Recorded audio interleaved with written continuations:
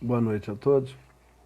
Estamos aqui hoje na tentativa de falar com vocês sobre o capítulo 4 do livro do Evangelho segundo o Espiritismo, que tem por título Ninguém poderá ver o reino de Deus se não nascer de novo. Uma página interessante do livro Enfoques Doutrinários nos chama a atenção para o perdoar. E o perdoar tem conceitos variadíssimos. E perdoar não é esquecer a falta, mas é dar a ela muito menos importância. Perdoar é permitir que o outro exerça a possibilidade de reparar os erros cometidos conosco.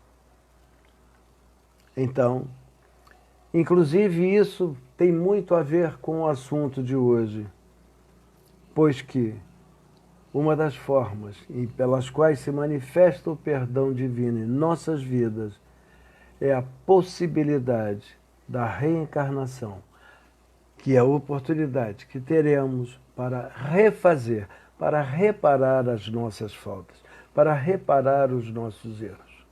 Então, perdoar não é esquecimento. Perdoar é dar menos importância ao mal sofrido, à ofensa.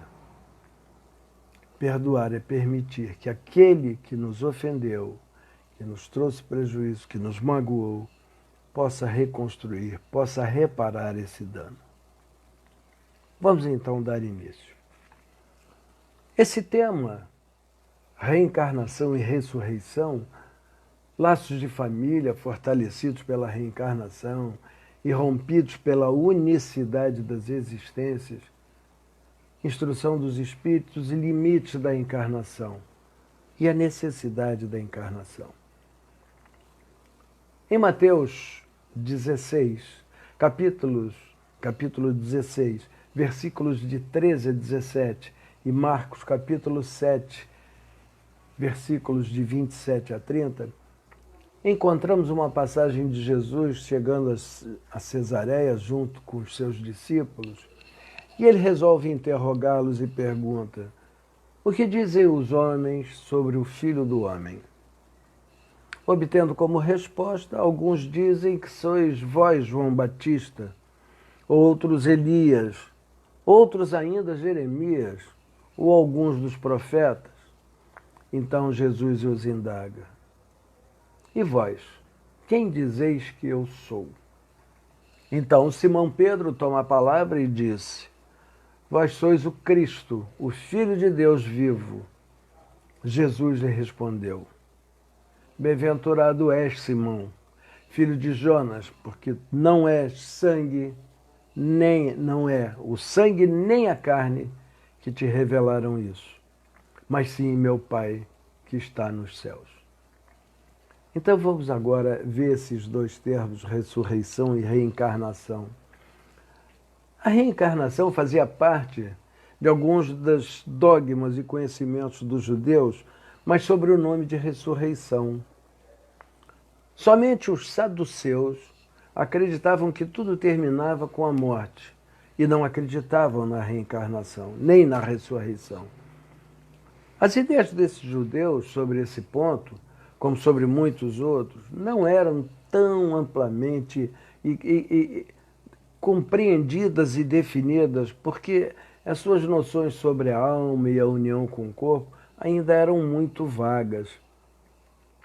Eles acreditavam que o homem poderia reviver, sem terem uma noção exata do que como isso aconteceria. Designava pela palavra ressurreição, e o que o Espiritismo chama mais justamente de reencarnação, é assim que eles entendiam, mas eles aceitavam essa possibilidade de viver de novo. Mas era difícil para eles entender, eles num corpo novo. Na verdade, a ressurreição, ela pressupõe e supõe o retorno à vida do próprio cadáver. É o caso de Lázaro. O que a ciência comprova ser materialmente impossível, pois os elementos desse corpo são transformados e absorvidos por outros elementos. E está lá na Gênesis, do pó vieste, ao pó voltarás. Então a palavra ressurreição, ela poderia sim se aplicar ao caso de Lázaro, mas não a Elias, nem aos demais profetas, Jeremias e outros. Se então sua crença, João Batista, era Elias, o corpo de João não poderia ser o de Elias, pois João tinha sido visto criança e seus pais eram conhecidos. João poderia ser Elias reencarnado, mas não ressuscitado naquele mesmo corpo que tinha. E Jesus, sempre cercado pelos fariseus que os tentavam derrocá-lo, jogaram pegadinhas para que ele caísse, mas Jesus sempre, na sua calma e na sua grande sabedoria, conseguia pegar tudo isso. Então, entre os fariseus havia um deles, de nome Nicodemos, que era senador desse povo judeu. E uma noite ele veio se encontrar com Jesus e pergunta, e afirma: Rabi, sabemos que vós sois mestre, vindo da parte de Deus, porque ninguém saberia fazer os milagres que tu fazes se não estiver com ele. Jesus então lhes respondeu, dizendo: em verdade eu te digo, ninguém pode ver o reino de Deus se não nascer de novo. Ora, Nicodemos, como assim? Como assim? Ele não conseguia compreender as palavras de Jesus. E Nicodemos questiona ainda em cima. Como pode nascer de novo um homem que já está velho? Porventura pode entrar novamente no ventre da sua mãe e nascer outra vez? E Jesus responde: em verdade eu te digo, se um homem não nascer da água e do Espírito, não pode entrar no reino de Deus. O que nasce da carne é carne, o que nasce do Espírito é Espírito. Não te maravilhes em eu te dizer que é preciso nascer de novo. O Espírito sopra onde quer, e vós escutais a sua voz, mas não sabes de onde vem e para onde vai. Assim é com todo homem que nasce do Espírito. Nicodemos então questiona novamente, a cada resposta de Jesus, ele se intrigava mais ainda, ele se questionava mais ainda. Como isso pode acontecer? Ele questiona. E Jesus lhe disse: tu és mestre em Israel e ignoras essas coisas?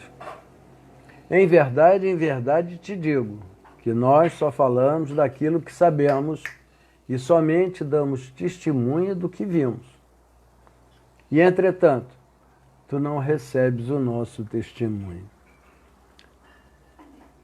Então Jesus estava dizendo a ele: eu estou te dizendo, mas você não quer entender, você não escuta. Você tem essa sua ideia e não abre mão dela. Jesus continua dizendo: mas se tu não acredita quando eu falo das coisas terrenas, como crerias se te falasse das coisas celestiais? Então ele jogou para Nicodemos o seguinte: se você não consegue entender esse miudinho, como é que eu vou te falar um negócio mais complexo? Que é o reino dos céus. Que são as coisas celestiais. Como é que eu posso te falar sobre isso se você não consegue compreender esse miudinho aqui? Aí a coisa começa a ficar interessante para que a gente possa entender. A ideia de que João Batista fosse Elias, que os profetas pudessem reviver sobre a terra, encontra-se em muitas passagens dos evangelhos. E se essa crença fosse um erro, Jesus com certeza a teria combatido, como fez com tantas outras teorias. Ao contrário, Jesus afirmou com toda a sua autoridade e a transformou num princípio. fazendo dela a condição necessária quando afirma: ninguém pode ver o reino dos céus se não nascer de novo. E insistiu, acrescentando: não te maravilhes de eu ter te dito que é preciso nascer de novo. Porque o pessoal se impressionava, achava tudo maravilhoso. Você não tem que achar maravilhoso. Jesus era soberano a todos eles e falava numa linguagem que encantava, mas tinha uma certa dificuldade de entender. E, meus irmãos, na verdade, essas ideias sobre a ressurreição e sobre a reencarnação fizeram parte da Bíblia até o século V, até o ano de 530, onde o imperador Justiniano, casado com Teodora, uma ex-dama da noite, que era aplaudida e reverenciada por suas colegas, que diziam, se ela teve essa mesma condição de se tornar rainha, imperatriz, nós também teremos. E ela, com raiva, pediu que Justiniano acabasse com as 500 prostitutas de Constantinopla e que tirasse isso dos textos bíblicos. Justiniano, na época, imperador e teólogo, e se julgava mais conhecedor da teologia do que o próprio Papa da época, reuniu um concílio e tirou da Bíblia todos esses termos, todas essas passagens que poderiam referenciar sobre a reencarnação.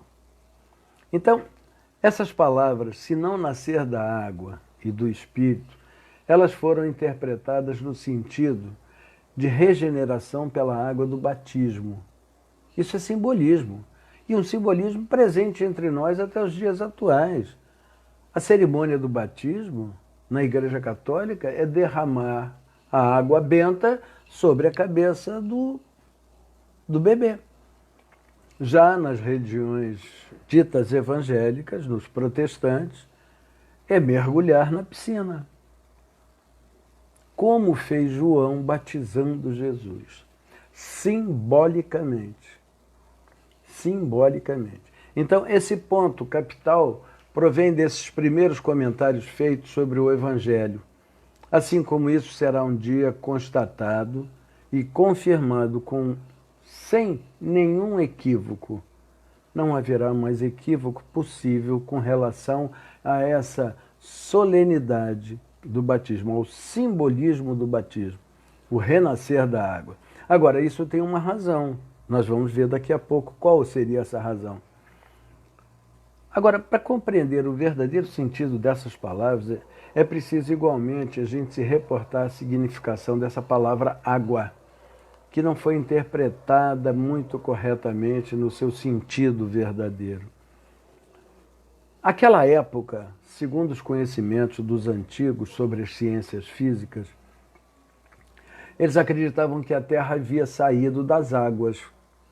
Consideravam, então, a água como elemento gerador absoluto. E isso estava escrito na Gênese. Que as águas que estão sobre o céu se reúnam num só lugar e que o elemento árido apareça. Isso está lá na Gênese deles. Que as águas produzam, então, animais viventes, que andem nas águas, e pássaros que voem sobre a terra e sob o firmamento. Olha só, a água, então, havia se transformado para eles, naquela época, como símbolo da natureza material, da essência material, como o espírito era da natureza inteligente. A essência da natureza material seria a água, explicado pela Gênese. Então, essas palavras, se o homem não renascer da água e do Espírito, ou na água e no Espírito, significam então, se o homem renascer com o corpo e a alma. É nesse sentido que elas foram compreendidas no princípio. Se o homem não nascer com o corpo e a alma. Então, eles pensavam dessa maneira. Ao afirmar que o que é nascido da carne é carne e o que é nascido do espírito é espírito, Jesus falando a Nicodemos, Jesus fala com muita clareza uma distinção extremamente positiva entre espírito e corpo, indicando claramente que somente o corpo provém do corpo. Ora, nós sabemos hoje que somos resultados da conjunção carnal de papai e mamãe, de um gameta masculino com um gameta feminino, de um espermatozoide furando a membrana que protege um óvulo e daí entrando em processo de meiose, papai, parte genética de papai, parte genética de mamãe, para formar o corpo necessário ao seu planejamento reencarnatório, com as suas características todas bem definidas, segundo as suas necessidades reencarnatórias. Então, a personalidade não é nem de papai nem de mamãe, a personalidade somos nós, que já trazemos lá do passado, trazemos de outras experiências, outras vivências, e essa é a nossa personalidade, essa é a nossa individualidade. Mas entramos no ventre de mamãe, somos gerados no ventre de mamãe, mas a esse gameta que atingiu o outro, perfurou, começou um processo de meiose, a geração de um corpo humano, está destinado a acoplar-se a um espírito que vem em provas ou expiações. Raríssimos serão aqueles que virão em missão. Mas está aí a possibilidade de resgatarmos.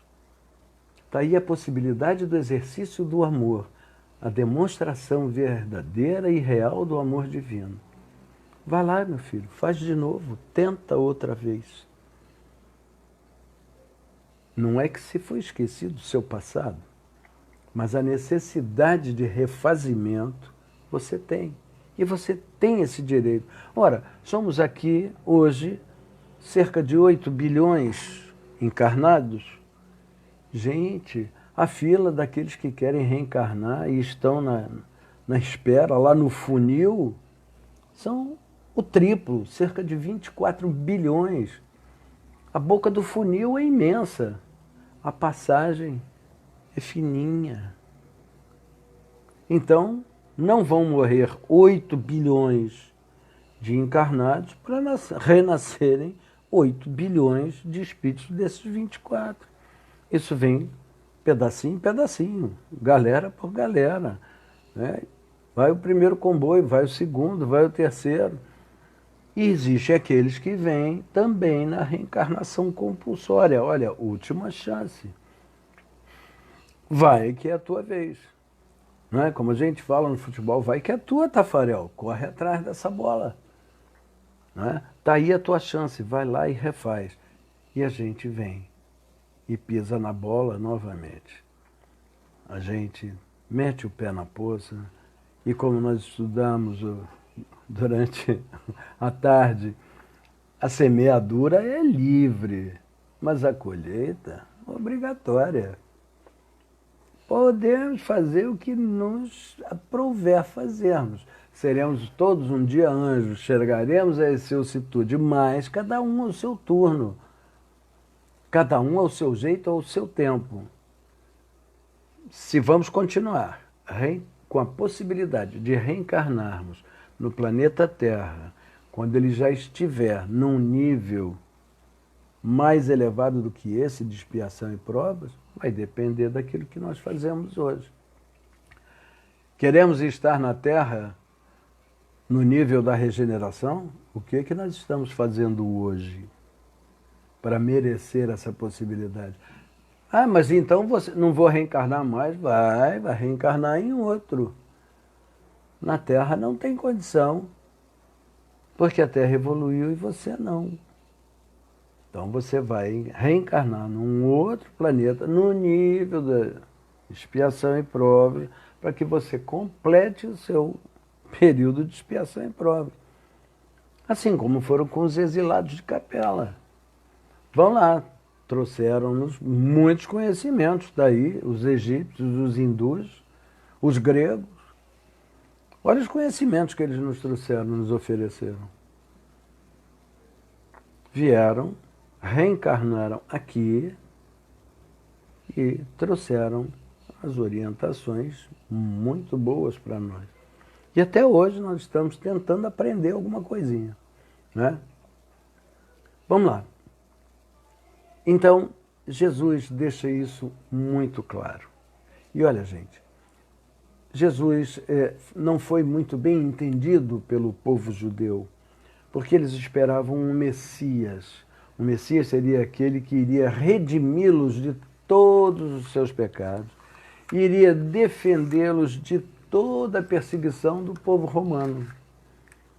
Mas a lei mosaica, vigente à época da vida de Jesus, ela ordenava o extermínio dos infiéis. Para quê? Para ganhar a terra prometida, o paraíso dos hebreus. Eles asseguravam que o reino dos céus era tomado pela violência, era tomado à base da violência. E eram os violentos que arrebatavam. E Jesus trazia uma nova lei que apresentava que o céu se ganha com a caridade e a doçura. Era um negócio completamente diferente. Jesus falava coisas que eram incompreensíveis para eles, face aos conhecimentos que tinham na época. Ora, eles eram um povo que, através de Moisés, foram libertados da escravidão no Egito. Então, eles criaram uma ideia de que o mundo foi criado em 6 dias e no 7º Deus descansou. Ora, o escravo, se Deus descansou, por que o escravo não tem direito a descanso?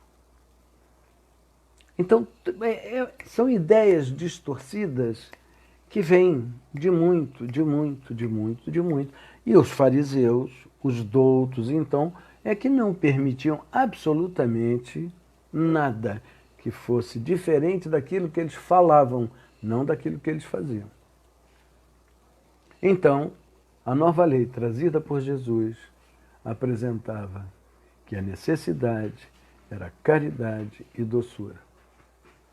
E Jesus tem essa. E se vós quereis compreender o que vos digo, ele mesmo é o Elias, que há de vir. Quem tiver ouvidos para ouvir, ouça. Isso está em Mateus 11, versículos de 12 a 15. Em Isaías, no capítulo 26, no versículo 19, nós vamos encontrar: os teus mortos viverão, os meus, a quem tiraram a vida, ressuscitarão. Essa passagem de Isaías, ela é bem explícita. Os teus mortos viverão. Se o profeta tivesse querido falar sobre a vida espiritual e se tivesse querido dizer que os mortos não estavam mortos em espírito, teria dito: ainda vivem e não viverão. Então, no sentido espiritual, essas palavras seriam um contrassenso, pois implicariam numa interrupção da vida da alma. No sentido de regeneração moral, seriam a negação das penas eternas, já que estabelecem o princípio de que todos os que morrem reviverão. Então, não existe pena eterna. Vejam como a ideia deles era um tanto quanto confusa, não é? Eles queriam falar um pouco mais, mas as palavras eram escassas para expressar tanta coisa muito maior. No livro do Evangelho, nós temos uma tradução de Saci, que diz o seguinte, o mestre Saci diz, quando o homem morre uma vez e seu corpo separado do espírito, esse corpo é consumido. Em que se torna ele? Tendo morrido uma vez, poderia ele viver novamente? Nesta guerra em que me encontro todos os dias da minha vida, espero que chegue a minha mutação. Isso são palavras de Jó. No livro de Jó, no capítulo 14, versículo 10. E Jó, o que queria dizer exatamente com isso? Ora, evidentemente, falar da sua luta interna que sustentava contra as misérias da vida. Jó falava sobre isso. Na guerra em que me encontro. E a guerra em que eu me encontro é a guerra que eu vivo agora. É um mergulho dentro de mim e olhar para mim, para os meus erros, e aceitá-los. E modificar, na medida do possível. Não querer dar o passo do gigante. Vamos nos cansar e não vamos fazer. Tem uma outra tradução ainda, do protestante Oosterwolde, que ele diz, quando o homem morre, ele perde toda a sua força e expira, e então, onde ele está? Ora, se o homem morre, ele reviverá. Esperarei eu todos os dias de meu combate, até que chegue a minha transformação. Ora, esperarei eu os dias de meu combate, até que chegue a minha transformação. A reencarnação estabelece o combate do velho com o novo, da pretensão de ser diferente, da ideia e da necessidade de ser diferente e a resistência que nós temos em modificar. Esse é o grande combate. O grande inimigo não está do lado de fora da gente, o grande inimigo está dentro, somos nós mesmos. Com os nossos vícios, com as nossas mazelas. Todos nós a temos. Não existe perfeito entre nós. Não existe. Então, esse é o grande combate. Nós estamos combatendo conosco mesmo. E isso é necessário, é essencial. Para quê? Para que haja essa reforma íntima. Isso não se faz de uma vez só. Ora, Chico deve ter passado por quantas reencarnações para chegar ao ponto que chegou? Divaldo passou por quantas reencarnações para chegar ao ponto que chegou? Madre Teresa chegou ao ponto que chegou depois de quantas reencarnações? Luther King, Mandela, outros por aí. Quantas reencarnações foram necessárias para chegar onde chegaram? São Francisco de Paula, Nossa Senhora da Aparecida. Ninguém se tornou santo em uma ou duas reencarnações. E temos uma coisa muito interessante, que é a versão da Igreja grega, que diz, quando o homem morre, vive sempre. Terminando os dias da minha existência terrena, esperarei, pois a ela voltarei novamente. Ou seja, voltarei à existência terrena. Esta é tão clara como se alguém dissesse, eu saio da minha casa, mas a ela voltarei. Essa versão da Igreja grega é ainda mais explícita do que as outras duas. Na versão grega, Jó parece colocar-se depois da morte no intervalo que separa uma existência de outra e dizer então que ali esperará o seu retorno. Ora, é o que acontece conosco hoje, nós sabemos. Desencarnamos, vamos passar um tempo no umbral, seremos resgatados, iremos para uma colônia para tratamento, até que tenhamos a possibilidade de retornarmos, até que tenhamos a possibilidade da reencarnação. Ora, o princípio da pluralidade das existências está claramente expresso nessas três versões. Não se pode supor que Jó tenha querido falar da regeneração por meio da água do batismo, que ele certamente não conhecia. Jó não conhecia o que é a cerimônia do batismo, o simbolismo do batismo. E ele dizia, tendo o homem morrido uma vez, poderia ele viver novamente? Não é, portanto, duvidoso, meus irmãos, que sobre o nome de ressurreição, o princípio da reencarnação fosse uma das crenças fundamentais do povo judeu e que fosse confirmado por Jesus e pelos profetas. Um minuto só.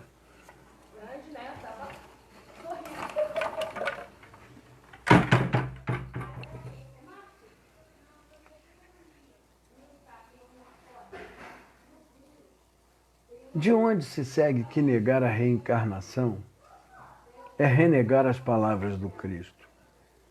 Suas palavras terão um dia autoridade quanto a esse ponto, quanto a esse aspecto e quanto a muitos outros, quando forem meditadas sem ideias preconcebidas. Mas a essa autoridade da natureza religiosa, meus irmãos, vem juntar-se no plano filosófico a das provas que resultam na observação dos fatos. Quando dos efeitos se quer remontar às causas, a reencarnação aparece como uma necessidade absoluta, uma condição inerente à humanidade. Em outras palavras, como uma lei da natureza. E Leon Denis nos coloca: somos espíritos carnal. Não somos carne tendo uma experiência espiritual. Ora, Jesus, naquela época, nos revela pelos resultados das suas palavras, pela demonstração constante das suas palavras, de uma maneira que, por assim dizer, que era fácil entender materialmente. Seria como um motor oculto que se revela, que produz um movimento. Somente ela pode dizer ao homem de onde ele vem, para onde ele vai, porque está na Terra. E justificar todas as anomalias e todas as injustiças aparentes que a vida apresenta. Ora, é explicar. Precisamos deixar de lado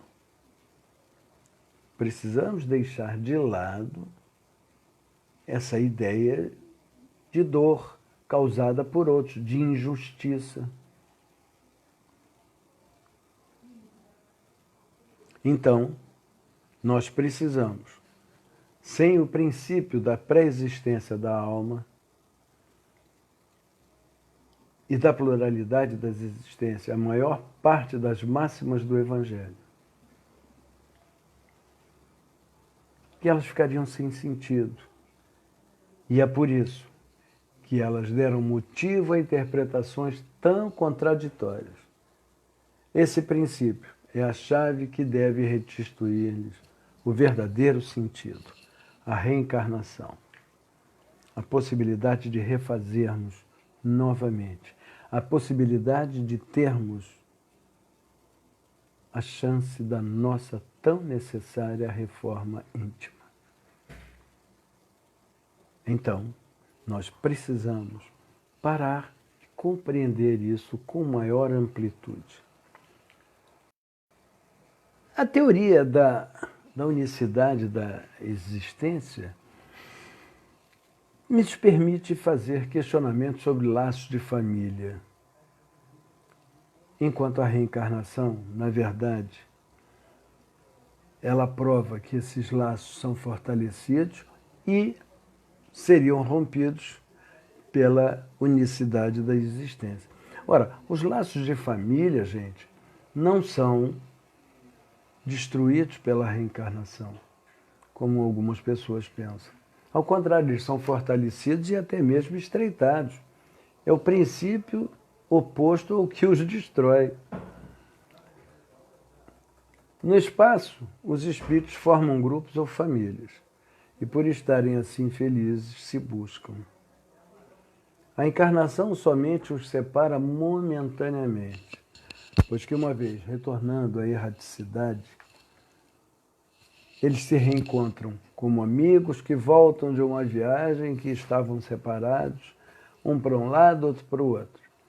Frequentemente eles seguem juntos durante a encarnação, reunindo-se numa mesma família. Ora, família, grupo familiar doméstico, né? Ou num círculo. Quantos de nós, frequentadores de uma casa espírita, já tivemos encontros com esses nossos irmãos em outra existência, em outra oportunidade, ou em outras oportunidades. Por isso, muitas das vezes, a gente chega, que eu sou tão bem acolhido, eu gosto tanto de fulano, olha, é de graça. É a expressão que a gente usa, é de graça. É de graça porque a gente não sabe explicar, a gente não se propõe a entender que isso já é uma coisa lá de trás. E o que é verdadeiramente a nossa família, se não aqueles com quem nos unimos por afinidade filosófica, ideológica, idealidade de vida? Então, nós formamos essas famílias. A família que está na mesma casa, pai, mãe e filhos, a família que está no clube, a família que está na casa espírita, a família que está na igreja, a família que está na faculdade. Todos nós, todos os grupos, formamos essa possibilidade. Nós formamos esses laços familiares. E muitas das vezes, essa simpatia gratuita ou antipatia explicam as nossas existências passadas, os nossos desafetos, os nossos grandes afetos, os nossos grandes apoiadores, os nossos grandes amigos, pai, mãe, irmão, primo, sobrinho. E olha, gente, depois de cada existência, todos nós teremos dado mais um passo a caminho da perfeição. Cada vez menos apegados à matéria. E cada vez menos apegado à matéria, o nosso afeto ele é muito mais forte, ele é muito mais vivo. Por isso, muito mais puro e não é perturbado pelo egoísmo, nem obscurecido pelas sombras da paixão. Nós não temos, à medida que evoluímos, o amor carnal. Nós temos, à medida em que evoluímos, à medida que reencarnamos por várias vezes e evoluímos, nós temos aquele amor fraternal. É quando exercemos com muito mais facilidade aquilo que Jesus nos sugeriu. Amar ao próximo como a ti mesmo. Então, vamos entender bem se trata essa afeição real de alma para alma, a única coisa que sobrevive mesmo após a morte do corpo, a destruição do corpo. Pois os seres que se unem na Terra, apenas pela atração física, não têm nenhum motivo de se procurarem no mundo dos espíritos. Ora, o amor físico, ele acaba porque ele se transforma em emoção. É um amor falso. Não é amor, é emoção, é atração, é físico, pura e simplesmente. Então, as coisas são diferentes, precisamos entender isso de uma maneira diferente. Por que eu sinto tanta simpatia, gosto tanto de estar do lado de fulano de tal? Olha, são as experiências lá de trás, que o véu do esquecimento não nos permite lembrar. mas com certeza são. E olha, apenas essas afeições espirituais é que são as duráveis. As afeições carnais, elas se extinguem com a causa que as deu origem. Ora, se essa causa não existe no mundo dos espíritos, enquanto que a alma existe para sempre, acaba. Quantas pessoas unidas apenas pelo interesse, uma não significa absolutamente nada para a outra. A morte as separa na terra e no céu. Deixa tudo bonitinho. Então, é aquele caso. Ih, morreu, graças a Deus se foi. Já não aguentava mais. Por quê? São uniões pelo interesse. Não significavam nada. Vamos responder por isso mais adiante? Sim. Sim. Mas agora está aqui, é isso, acabou, morreu. Então, gente, a união e a afeição existente entre parentes são o indício da simpatia anterior que os aproximou. Por isso se diz, uma pessoa cujo caráter, gostos e inclinações não tem nenhuma semelhança com a de seus familiares. Afinal de contas, somos indivíduos, somos individualidades. Somos diferentes. Apesar do homem tentar clonar hoje, tentar fazer a inseminação artificial de um louro de olhos azuis, sábio, bem-sucedido, lutador, empreendedor, as pessoas estão achando que vão ter, assim, dessa maneira, os filhos genialíssimos. Os filhos que vão tirá-los, vão proporcionar a continuidade da sua riqueza ou lhes proporcionar a riqueza. Estão esperando produzir um objeto. Quero que tenha a característica de olhos azuis, quero que tenha a característica da pele branca, quero que tenha 1,90 m de altura, quero que tenha o corpo atlético. Estão gerando robozinhos. Não estão gerando pessoas. São pessoas que provavelmente serão bem diferentes daquilo que eles pretendem, porque são indivíduos que vão, são entidades, são espíritos que vão ali se juntar para mais uma experiência carnal, para mais uma experiência de refazimento, para mais uma experiência de reforma íntima. A condição física nos é dada para durar certo tempo, com certas características, com a probabilidade de desenvolvermos determinadas doenças ou não. Estamos lá, incipientes para gerar um câncer, para gerar uma diabetes, para gerar uma esclerose, incipiente. Mas como é que nós vamos viver a nossa vida? Somos individualidade. Em função daquilo que fazemos, modificamos tudo aquilo que poderia ser. Porque determinismo são casos dessa quantidadezinha assim, ó, pequenininho. Determinismo é muito pouco presente nas reencarnações. Então, mesmo que tenha nascido sem os membros superiores e inferiores, tem a possibilidade de continuar lutando pela vida. Ora, vocês já devem ter visto o Nick Vujicic, aquele homem que tem um tronco, um pedaço de pé e um toquinho de braço aqui. O cara nada, casado, tem filhos e vive palestrando pelo mundo. Palestras motivacionais. Então, nós temos a chance. Castigo, provação. Sim. Conseguiu passar? Conseguiu? Parabéns. Grande evolução. Então, gente, essas uniões por interesse. Elas anunciam uma grande verdade na qual a maioria das pessoas não acredita. Que Deus permite essas encarnações de espíritos antipáticos, inclusive, ou estranhos nas famílias, com duplo objetivo. O objetivo de servir de prova para uns e meio de evolução para outros.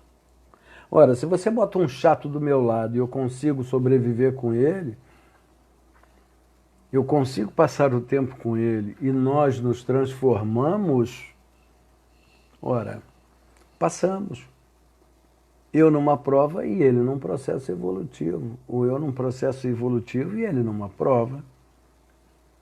Então, nada, absolutamente nada, poderia ser por acaso e injusto. Porque, afinal de contas, a reencarnação é, antes de tudo, a grande chance. Vai lá, faz de novo, meu filho. Corre atrás da bola, vai que é tua, Tafarel. Você tem o direito, você tem a chance.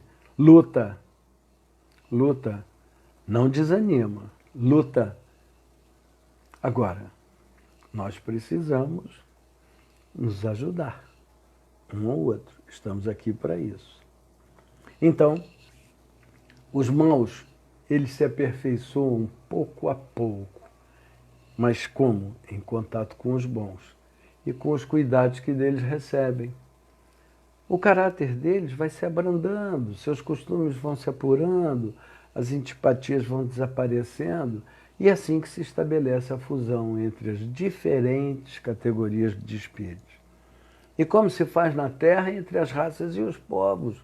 Ora, o mundo de regeneração não se dará pela substituição completa daqueles que não são tão evoluídos, mas pelo número maior daqueles que são mais evoluídos. Não é a substituição radical, é pelo aumento do número de bons. Ainda haverão alguns problemas, mas o número de bons entre nós será maior, o que vai nos proporcionar essa condição bem mais interessante de vida. E olha, o receio do aumento indefinido dessa parentela, em consequência de diversas reencarnações, é uma crença egoísta, provando que não possui nenhuma capacidade de amor tão ampla para abranger um grande número de pessoas. Olha, eu posso amar muitas pessoas em várias oportunidades. Um pai que tem filhos os amaria menos do que se tivesse apenas um? Mas o que os egoístas se tranquilizem, pois que esse medo não tem fundamento. Mesmo um homem que tenha tido 10 encarnações não significa que ele encontrará no mundo dos espíritos 10 mães, 10 pais, 10 esposas. E um número proporcional de filhos a esses casamentos que ele tenha tido. Ele sempre encontrará, sempre vai se deparar com os mesmos objetos de sua afeição, com as mesmas pessoas que lhe estiveram ligados na Terra em experiências anteriores. Então, nada de novo no fronte. O que nós vamos fazer é buscar o aperfeiçoamento através dessa reencarnação, de uma nova encarnação, de uma nova possibilidade de refazimento. Vamos ver agora uma das consequências dessa doutrina, dessas ideias anti-reencarnacionistas. Essas ideias elas anulam necessariamente a pré-existência da alma. E se as almas tivessem sido criadas ao mesmo tempo de todos com os corpos, não existiria entre elas nenhum laço anterior. Seriam, pois, completamente estranhas umas às outras. O pai seria estranho ao filho e a união das famílias ficaria, assim, reduzida a uma filiação corporal, carnal.